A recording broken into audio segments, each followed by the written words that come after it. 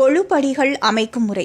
கொழுப்படிகளை 5, 7, 9 என்ற ஒற்றைப்படை வரிசையில் அமைக்க வேண்டும். முதல் படியில் ஓரறிவு கொண்டவைகளான புல், பூண்டு, செடி, கொடி, தாவர வகைகளை வைக்க வேண்டும். இரண்டாவது படியில் 2 அறிவு கொண்ட பிராணிகளின் பொம்மைகள், சிப்பி, சங்கு போன்றவற்றை இடம்பெற செய்ய வேண்டும். மூன்றாவது படியில் 3 அறிவு கொண்ட எறும்பு, கரையான் பொம்மைகளை வைக்க வேண்டும்.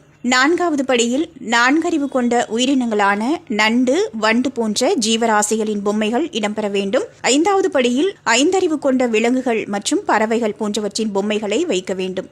6வது படியில் 6 அறிவு கொண்ட மனித பொம்மைகள் மற்றும் நாட்டிற்காக உழைத்த தலைவர்களின் பொம்மைகள் இருக்க வேண்டும். 7வது படியில் மனித சக்திக்கு அப்பாற்பட்ட மகான்களின் பொம்மைகளை இடம்பெற செய்ய வேண்டும். 8வது படியில் தேவர்களின் உருவங்கள், தெய்வங்கள், நவகிரகங்களின் பொம்மைகளை வைக்க வேண்டும்.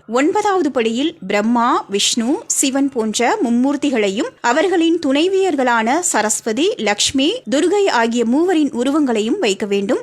இதற்கெல்லாம் நடுநாயகமாக கொழுபீடத்தில் விநாயக பெருமானையும் ஆதிபராசக்தியும் வைத்து வழிபட வேண்டும்.